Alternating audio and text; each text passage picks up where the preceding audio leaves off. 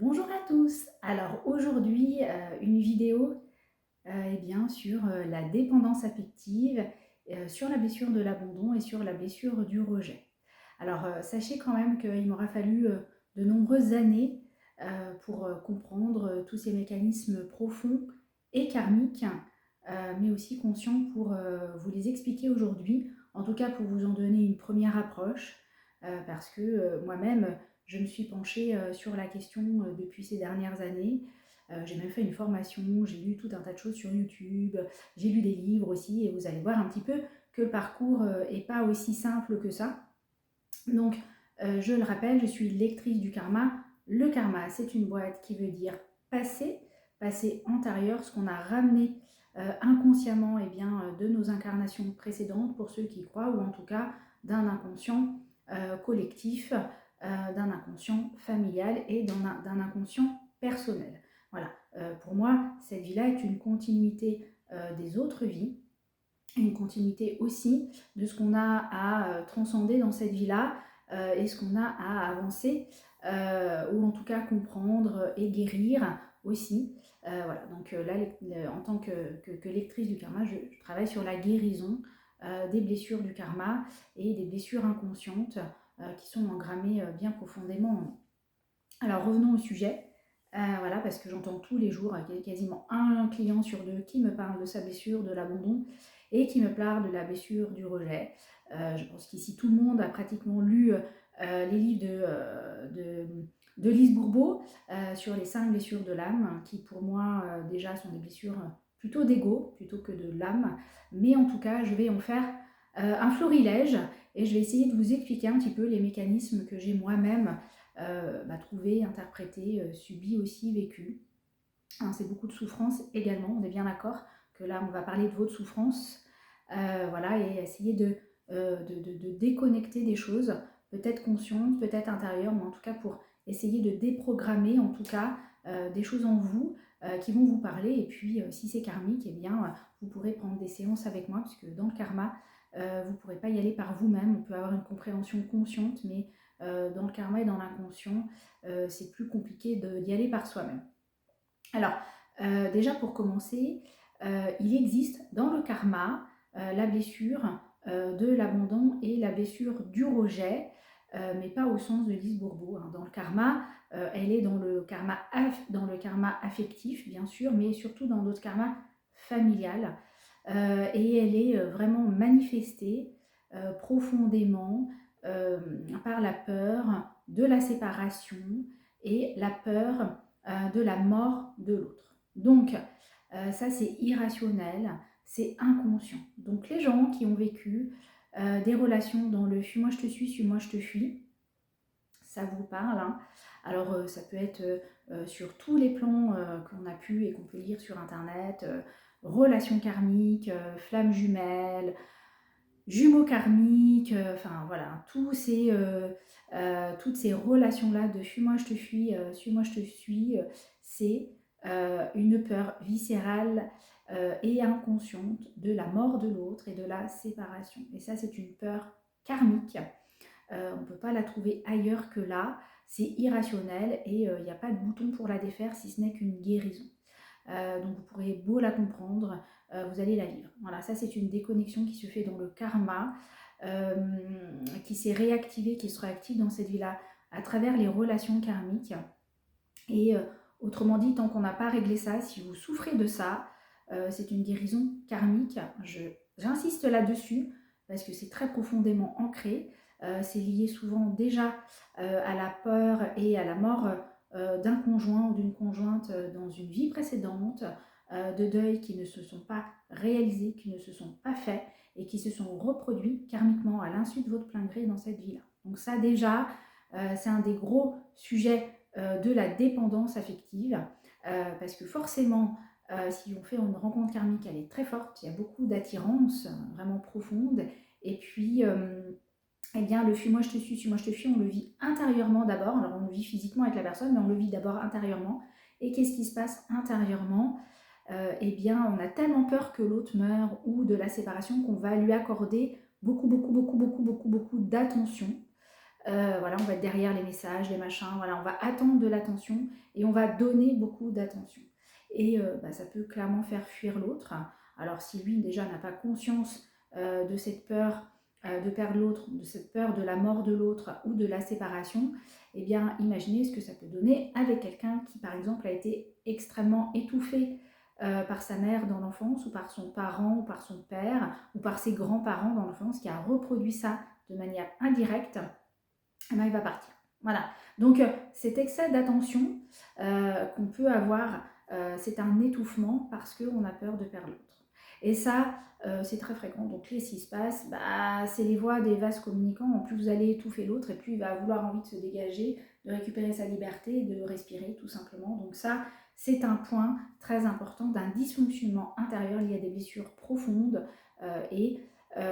ces dysfonctionnements, ça s'appelle de la dépendance affective, mais qui a été réactualisée. Vous n'y êtes pour rien du tout. Attention, c'est un phénomène inconscient qui s'est réactivé dans cette vie-là. Et ça, on est tous inégaux face à ça. Il y a des gens qui le vivent, il y a des gens qui ne le vivront pas, et on est inégaux, donc vous n'avez pas à culpabiliser de ça.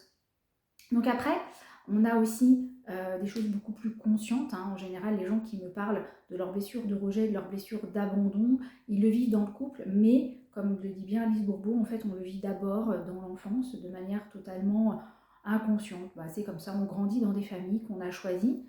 Et attention, je ne mets pas la faute sur les parents parce que chacun fait ce qu'il peut avec son histoire, chacun fait comme il veut, mais c'est surtout que vous n'avez pas reçu dans l'enfance des attentions en concordance avec vos besoins. D'accord? Alors on est tous différents. Il y a des gens qui ont besoin de câlins, il y a des gens qui ont besoin de mots, il y a des gens qui ont besoin d'actes, il y a des gens qui ont besoin de plusieurs choses à la fois. Et les parents répondent plus ou moins à ça comme ils peuvent. Voilà, on est tous pareils, on a tous des enfants, donc voilà, on est dans la vie courante, le travail, le machin, et voilà. Donc en tout cas, l'autre partie de cette dépendance affective, c'est la blessure de l'attention, que moi j'appelle la blessure de la valeur. Dans le karma, ça s'appelle une blessure de la valeur que vous avez reçue au cours de votre vie. Donc ça commence dans l'enfance, mais bien entendu, ça s'est perduré à l'école, au travail, avec votre compagnon, avec votre conjoint, avec votre conjointe, avec vos enfants. Enfin voilà. C'est cette blessure de l'attention qui est pour moi la blessure de la valeur, c'est-à-dire quelle est l'attention que vous avez reçue en fonction de vos besoins et comment vous avez été nourri. Alors comment vous avez été nourri? Eh bien, il y a différents degrés de nourriture. Il y a la nourriture physique, ce qu'on mange, mais il y a aussi la nourriture émotionnelle, la nourriture spirituelle, la nourriture intellectuelle.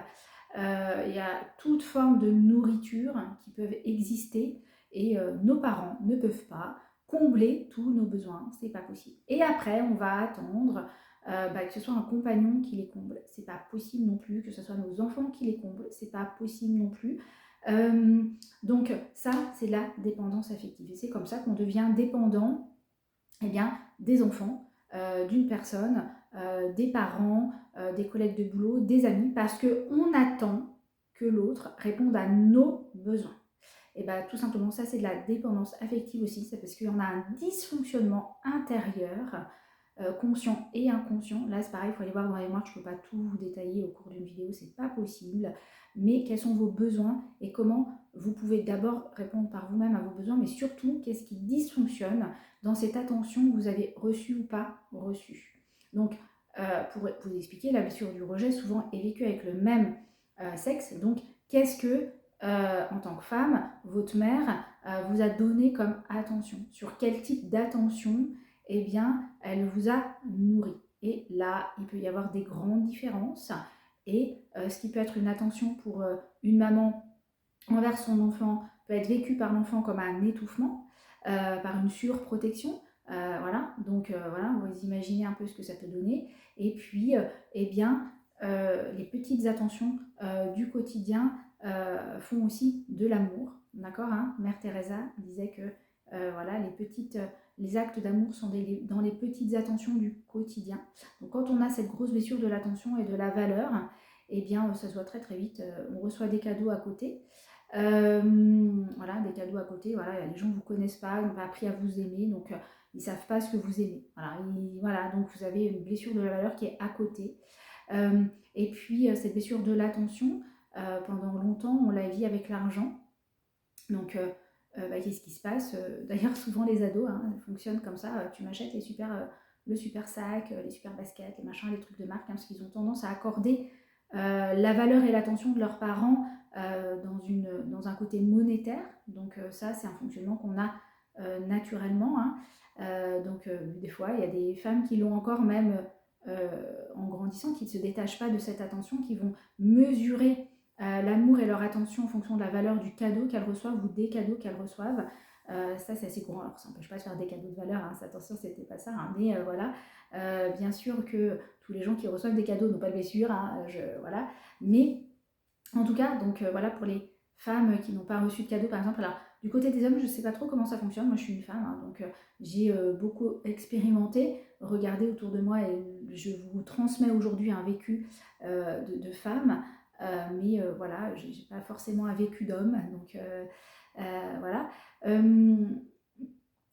Par exemple, alors bien entendu là-dedans, il y a toute l'attention qu'on peut attendre aussi de l'autre en tant que rôle de père ou rôle de mère. Alors, vous imaginez que c'est très très complexe tout ça, cette dépendance, elle est vraiment très très complexe. Qu'est-ce qu'on rejoue avec l'archétype de mère, qu'est-ce qu'on rejoue avec l'archétype du père, et j'ai bien dit l'archétype, pas avec nos parents biologiques, attention, mais avec l'attention maternelle dont on a besoin, avec l'attention paternelle dont on a besoin, qui n'est pas forcément incarnée dans cette vie-là, attention, justement, ça peut être très karmique, et donc c'est pas toujours incarné, nos besoins peuvent être karmiques, c'est-à-dire que si on a eu aussi dans nos vies antérieures des besoins qui n'ont pas été nourris, on va revenir avec, et n'ont toujours pas été nourris dans des vies précédentes, donc on attend aussi qu'ils soient nourris dans cette vie-là, et hop, ça crée du vide, ça crée du manque, et on va chercher.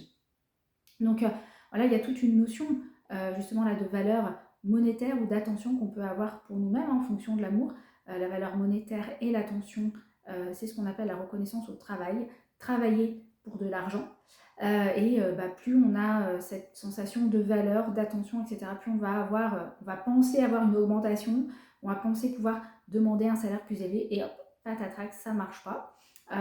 Donc voilà, donc après, on va se détacher un peu de cette valeur monétaire qu'on prend pour de l'argent, enfin, qu'on prend pour de l'amour un temps. Voilà, c'est comme ça, c'est dans nos mémoires, c'est dans notre fonctionnement. Alors pour les femmes, c'est très archaïque, tout ça, c'est vraiment très archaïque. Les femmes ont été longtemps payées par leur mari, indirectement. Voilà, dans le fonctionnement du couple, il y en avait qu'un qui travaillait, et puis madame avait l'argent en poche pour aller faire les courses, et puis des fois il reste un petit truc pour une valeur ajoutée, pour un plaisir, ou pas du tout, quand on a grandi dans des familles où il n'y avait pas d'argent, on n'a pas pu vivre cette valeur monétaire ou cette valeur argent, cette valeur plaisir qui passe par l'argent. Donc ça, voilà, ça peut être une grosse blessure intérieure. Vous allez voir si ça résonne en vous par rapport à ce que vous avez vécu, par rapport aussi au vécu de vos parents. On est encore des générations où nos grands-parents, nos parents ont vécu la guerre ou l'après-guerre, donc forcément il n'y avait pas toujours les moyens, donc pas connu toujours cette valeur d'argent qui est assez commune d'ailleurs dans les blessures de nos parents. On l'a bien connu, il faut avoir un diplôme et un salaire pour bien gagner sa vie, et comme ça tu pourras te faire plaisir. Voilà, donc cette notion de plaisir et d'amour qui passe par l'argent, elle est aussi dans l'inconscient collectif. Donc il y a cette grosse partie-là qui crée chez nous cette notion de la valeur d'amour, qui crée chez nous cette notion de dépendance à l'argent aussi. Voilà, parce que la dépendance à l'argent, c'est aussi la dépendance affective, c'est comment l'autre va nous aimer à travers l'argent, attention. Ou les autres, les amis, voilà, à travers l'argent. Ça, c'est important. Et quand on s'est détaché de ça, de la valeur monétaire, de la valeur argent, de la valeur salaire, on va passer dans notre évolution ou pas à la valeur d'amour. Quelles sont les attentions que les autres vont avoir pour nous dans cette valeur d'amour. Bon, le cadeau aussi, mais le cadeau, au lieu d'être un cadeau qui coûte cher, ça peut être une attention d'un petit truc du quotidien, de petites lettres, voilà, des trucs, des petites choses. Tiens, je t'amène ça, ça te fait plaisir. Voilà, c'est vraiment des petites choses du quotidien. On passe dans la valeur amour et de l'attention qu'on reçoit aussi dans les petites choses du quotidien. Et là aussi, on peut, si on n'a pas vécu dans l'enfance suffisamment d'attention du père, de la mère ou autre, transformer et avoir une mauvaise appréciation de l'attention de l'autre. Il y a des gens qui sont très gentils, qui vont donner et qui vont avoir de l'attention avec vous, mais c'est pas forcément de l'amour. Voilà, et on peut s'attacher très facilement à l'attention de l'autre et prendre ça pour de l'amour alors que bah, c'est un petit geste, un petit truc. Voilà. Ça peut aussi faire fuir les gens parce que d'un coup, vous n'avez pas l'habitude d'avoir de l'attention, d'un coup on en a beaucoup su pour vous. Qu'est-ce qui se passe? Qu'est-ce qu'il me veut? Comment? Qu'est-ce qu'elle me veut? Pourquoi? Elle m'écrit comme ça? Pourquoi? Qu'est-ce qui... Voilà. Donc ça peut fuir parce qu'un excès d'attention, bah, c'est vrai que alors, tout est dans le dosage, mais un excès d'attention peut faire fuir aussi parce que bah, du coup, on n'a pas l'habitude. Donc voilà. Donc voilà, la dépendance affective ou la dépendance aux autres, aux amis, aux collègues de travail, à sa clientèle, à ses enfants, etc. Elle peut vraiment être complexe, hein, vraiment, voilà. Et puis il y a tout ce qu'on peut donner aux autres parce qu'on a envie de le recevoir. Et puis bah, c'est toujours à sens unique. Voilà, donc ça, eh bien, ça crée aussi des blessures, de la frustration. Enfin, on le fait surtout parce que derrière, tous les gens qui donnent beaucoup, énormément, tout le temps, voilà, sont des gens qui derrière hein, ont des mécanismes karmiques et inconscients de blessures. Hein. Attention, hein, parce que voilà, le but de cette vidéo, c'est de pouvoir vous parler de vos blessures, mais aussi ce qui a but pour terme de vivre des relations équilibrées. Vraiment, des relations équilibrées en amitié, en amour, avec ses enfants, avec ses collègues de travail, voilà, être dans le juste dosage, d'être bien dans son affectif et d'être bien dans son relationnel. Voilà, qu'est-ce que je peux vous dire d'autre? Alors moi je vous parle du côté féminin, mais il y a aussi le côté masculin. Alors, à mon sens, le côté masculin se vit avec le papa. Voilà, quelle attention il y a eu avec le papa. Alors moi, j'ai ma petite idée là-dessus quand même, parce que du coup, forcément, quand on a des dysfonctionnements comme ça, de dépendance affective ou des dysfonctionnements de la peur et la mort de l'autre, nous, les femmes, on va courir après des hommes très indépendants qui s'engageront jamais. Et les hommes courent après des femmes très indépendantes qui probablement s'engageront jamais ou qui vont exiger beaucoup dans l'exigence. Voilà, vont exiger beaucoup dans cette valeur monétaire. Donc, du coup, forcément, on ne se rencontre jamais parce que les femmes courent après les indépendants qui s'engageront jamais, les hommes courent après des indépendantes qui leur en demandent toujours plus. Donc, voilà, ça c'est quelque chose qui est lié à des mécanismes très inconscients, on est d'accord, et des mécanismes karmiques. C'est facile d'aller chercher quelqu'un qui s'engagera jamais, comme ça il ne mourra pas. Hein. Voilà, on ne sera pas déçu. On ne va pas souffrir s'il meurt ou s'il se sépare, parce que de toute façon, ça n'existe déjà pas. Voilà, c'est ce qui se passe derrière. Donc, fuis-moi, je te suis, suis-moi, je te fuis, c'est ça, hein, c'est courir après des gens indépendants qui, de toute façon, sont incapables de créer une relation. Alors, pas incapables, mais en telle blessure intérieure ou en tel dysfonctionnement intérieur que ça ne fonctionne pas, on est bien d'accord.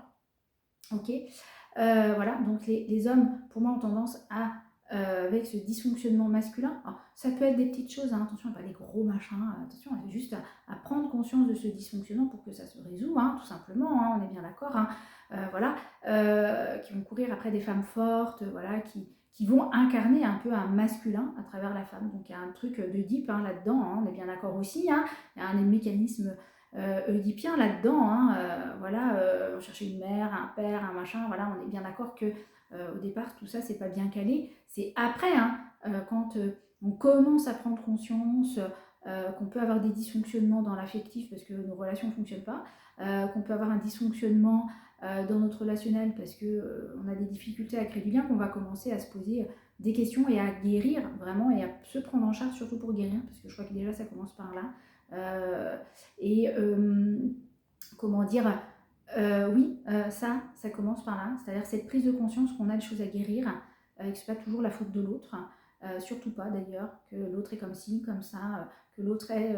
voilà, j'aime pas les étiquettes, hein, je vous l'ai déjà dit, pour moi il n'y a pas trop de pervers narcissiques, il y a des événements ou des gens qui sont excessifs parce qu'ils sont blessés, mais on n'est pas obligé de les côtoyer, je le rappelle, voilà, on peut se sortir de ça pleinement et complètement, que ce soit bien en amour qu'en amitié, ou aussi dans son professionnel, parce que moi j'ai quand même connu aussi des dirigeants qui sont des vrais tyrans, donc, mais on se laisse largement tyranner, hein. Voilà, on se laisse largement empiéter, parce que justement on a ces blessures et ces dysfonctionnements, donc pouf, tout le monde c'est facile, hein, on rentre dans la brèche, et ça marche très très bien.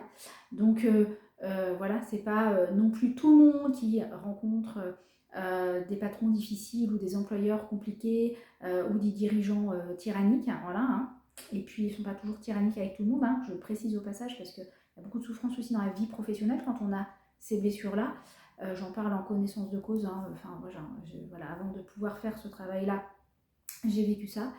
Voilà, donc par exemple, alors que ça n'a rien à voir avec mon système affectif ou rien d'autre, hein, mais c'est comme ça, c'était compliqué, bon bah voilà, mais c'est pour ça que je vous dis que cette vidéo, elle a mis des années à sortir, parce que en réalité, tout est lié en fait, hein, les blessures que Lise Bourbeau eh bien, peut décrire sont en lien aussi avec la dépendance affective, mais sont en lien aussi avec du karma. Là, personne n'a fait de bouquin sur, sur ça, hein, il faut avoir expérimenté et lire le karma pour pouvoir en parler, sinon on ne sait pas ce que c'est.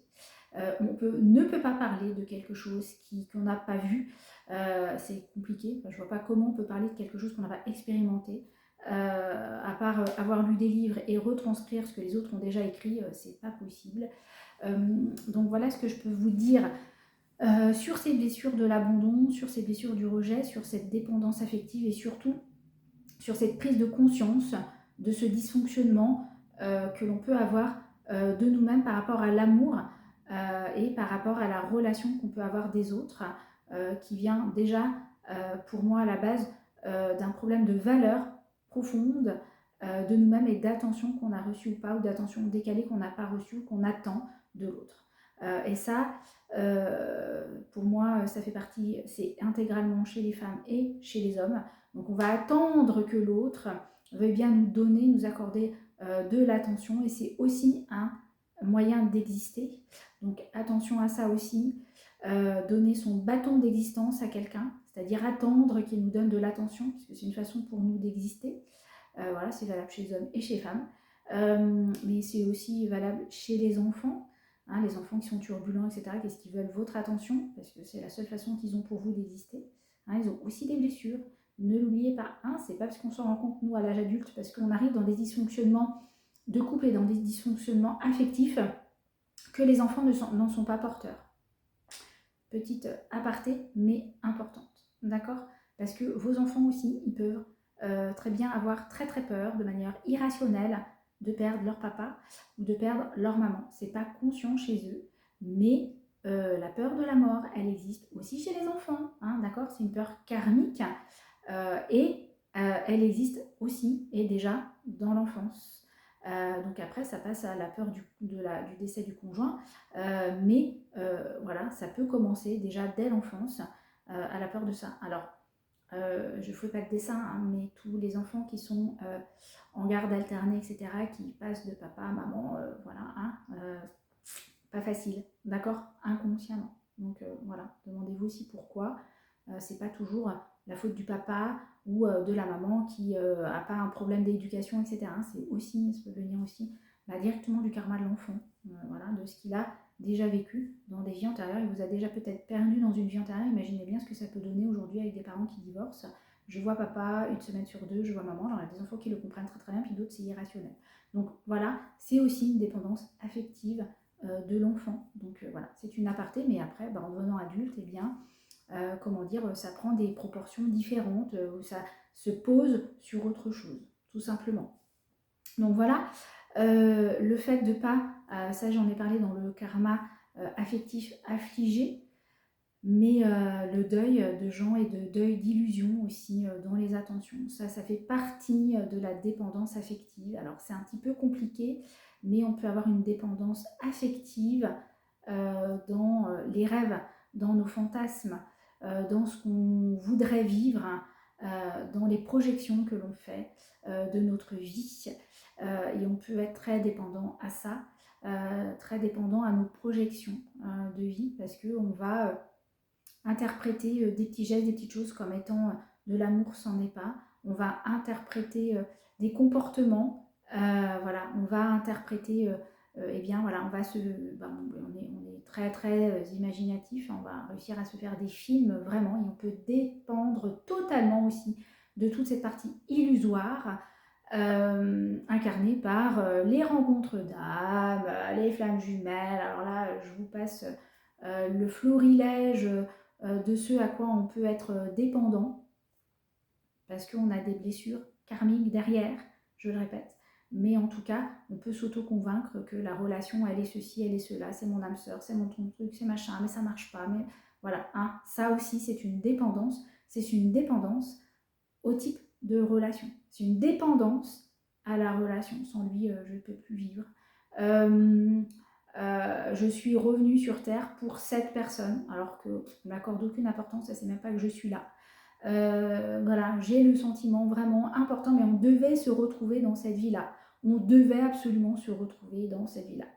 Oui, bah voilà, mais c'est aussi une dépendance. Alors, qu'est-ce qui s'est passé dans le karma? Bah ça, c'est aussi à regarder, mais on ne se rend compte pas par hasard, non. Alors, très rarement, jamais, mais souvent c'est karmique, on reproduit quelque chose du passé, mais ça marche pas. Voilà, donc moi j'ai vécu beaucoup de choses dont je ne vais pas vous parler dans la vidéo parce que c'est pas possible, il faudrait toute une conférence pour pouvoir détailler tout ça, mais le but de la vidéo aujourd'hui c'était de faire des petites prises de conscience dans vos fonctionnements, dans vos peurs, dans ce que vous vous êtes jamais posé comme question. Voilà, que dire d'autre? Eh bien, si ça vous parle, et ben vous pouvez prendre rendez-vous avec moi. C'est un petit florilège comme ça, c'est pas forcément très construit, j'ai pas de schéma pour vous le détailler. On pourrait faire des conférences entières sur la dépendance affective, sur la blessure du rejet, sur la blessure d'abandon, tellement les mécanismes sont archaïques, inconscients et en même temps conscients dans les dysfonctionnements. Voilà. Ça fait appel aussi à ce qu'on a déjà vécu avec nos parents et nos propres parents dans des incarnations différentes, mais aussi dans les rôles différents. Qu'est-ce qu'on vous accorde aujourd'hui comme valeur dans le rôle que vous avez, hein? Est-ce que vous avez plus de valeur pour vous en tant qu'être humain ou dans votre fonction en entreprise, dans votre fonction en tant que père, dans votre fonction en tant que mère? Voilà, hein, ça aussi, on vous accorde de l'attention quand vous êtes dans une fonction, puis quand vous êtes en tant qu'être humain, hop, il n'y a plus personne. Voilà. Bon, ça peut paraître basique, mais bah, c'est là. Voilà. C'est très là, puis c'est très inconscient et chez tout le monde, et puis c'est normal. Hein. C'est normal. Moi, quand j'ai eu mes filles, ma première, c'était toujours le bébé d'abord, et moi, bon, voilà. Des petites choses comme ça qui rentrent en résonance avec nos blessures inconscientes. Je dis pas que moi, je n'étais pas importante, ou que ma fille n'était pas importante, hein, c'est pas la question, mais hop, on change de degré, on change de stade, on devient épouse, on devient mère, on devient père, on devient époux, et d'un coup on est reconnu que par ça. Voilà, on nous accorde de l'amour ou de la valeur que par la fonction, mais en entreprise c'est pareil. Hein. Vous pouvez être génial dans votre job et puis derrière tout le monde qui vous critique, sans arrêt vous dites mais qu'est-ce qui se passe? Je suis géniale mais en même temps, voilà, les incohérences totales. Voilà, mais voilà, donc qu'est-ce qu'il y a eu aussi comme incohérence dans votre vie? Vous avez une mère qui vous adore, mais en fait, elle fait que de vous juger. Vous avez un père qui vous dit qu'il vous aime, en fait, il n'est jamais là. Donc, ça, c'est le plus courant, hein, le papa absent. Enfin, voilà, dans toutes les familles, il y a un père absent. Ça, c'est à peu près chez tout le monde. Donc, moi, on me la sort tout le temps. Oui, mon père était jamais là. Ben, jamais, d'accord. Alors, ça ne veut pas dire qu'ils ne sont pas là. Ils peuvent très bien être présents et absents pour leur travail, mais être présents émotionnellement, être présents dans les attentions, dans les cadeaux, dans les machins, ou penser à vous de manière indirecte. Donc ça, voilà, il peut y avoir comme ça des incohérences. On pense qu'ils sont absents, puis en fait ils sont très présents pour plein d'autres choses. Voilà, ou être présents physiquement parce qu'ils sont à la maison mais complètement absents et émotionnellement, ou alors absorbés par la télé, ou absorbés par les jeux vidéo, ou maintenant par le téléphone. Hein, voilà. Donc quelle est l'attention vraiment que vous avez reçue? Quelle est l'attention que vous accordez à vos enfants aussi, hein, parce que c'est aussi le moment pour les parents de se remettre en question avec cette vidéo. Hein, il n'est jamais trop tard pour accorder de l'attention, comment dire, précise avec nos enfants. Voilà. En tout cas, moi, c'est ce que j'ai essayé de faire aussi. Bon, après, en fonction de mes outils aussi, hein, voilà, il faut aussi penser qu'on ne peut pas être parfait, c'est pas possible. Il faut arrêter avec cette illusion du parent parfait, ça n'existe pas. D'abord, tout simplement parce qu'il faut laisser la place à nos enfants de pouvoir faire mieux que nous. Parce qu'on est toujours en quête de faire mieux que nos parents, ça c'est évident. Ou au moins de les égaler. Donc, il faut laisser de la place. Hein, voilà, ça c'est quelque chose qui est important, pas rentrer en concurrence comme ça avec les parents ou autres. Ça c'est vraiment important. Mais c'est ce qui peut se passer quand on a des grosses blessures intérieures, hein, notamment de la valeur. Qu'est-ce que je vaux, l'estime de moi? Moi, je veux me surpasser, je veux être, voilà, je veux être ceci, je veux être cela. Voilà, donc voilà, ce sont des grosses blessures affectives, encore une fois. Donc voilà, hein, les blessures affectives créent de la dépendance ou créent du besoin affectif. Alors, je ne l'ai pas dit, mais on parle de dépendance affective comme d'une sorte de maladie. Alors, je pense qu'on est tous dépendants de quelque chose, on est tous dépendants affectifs de quelqu'un ou de quelque chose. Voilà. Souvent du conjoint, mais pas seulement, hein. On peut être dépendant aussi. Alors, on est dépendant affectif et on développe des dépendances, hein, la nourriture, le sexe, l'alcool, le chocolat, le sucre, enfin bon, j'en passe et des meilleurs. Il y a tout un tas, le sport aussi, hein, l'adrénaline. Bon, alors il y en a tout un tas, hein, comment dire, des représentations, hein, d'une dépendance, d'une blessure, hein, qui passe par une dépendance physique, parce qu'on ne va pas forcément pouvoir pointer le doigt sur une dépendance affective, puis surtout on ne veut pas en parler. Voilà. Non, non, mais moi, je suis complètement indépendante, je suis jamais chez moi, je suis jamais à la maison, je suis complètement indépendante, je fais ma vie, etc. Puis en fait, non, non, non, non, non, non, réfléchissez bien, on l'a tous. Voilà, il n'y en a pas un, mais pour moi, après, on arrive, si vous voulez, à guérir tout ça et créer une relation équilibrée avec l'autre, et on crée forcément de la codépendance, mais équilibrée et authentique, hein. Voilà, le but, c'est pas de dire oui, mais moi je veux plus de dépendance affective, comme ça je suis complètement indépendante, je pars à droite, à gauche, et puis mon conjoint, ma conjointe n'est pas sur mon dos, ma copine n'est pas toujours en train de s'écrire. Non, on peut vivre des relations équilibrées où on s'écrit gentiment, où on se parle avec joie et on passe du temps ensemble par plaisir. Voilà, c'est un petit peu comme ça que ça devrait se passer pour moi, les relations amicales, amoureuses ou en tout cas même familiales. Passer un bon moment ensemble où on peut partager, échanger dans la joie et la bonne humeur. Voilà, je pense que c'est ce que on peut tous aspirer, et pas dans la souffrance et dans la douleur de tout ça. Voilà, bah écoutez, je vais arrêter là, une bonne demi-heure de vidéo. J'espère que ça vous parlera. Et puis ceux qui ont envie de cheminer avec moi, d'approfondir tout ça et surtout de guérir, et ben vous pouvez prendre rendez-vous sur mon site internet www.caseor.com. À tout bientôt.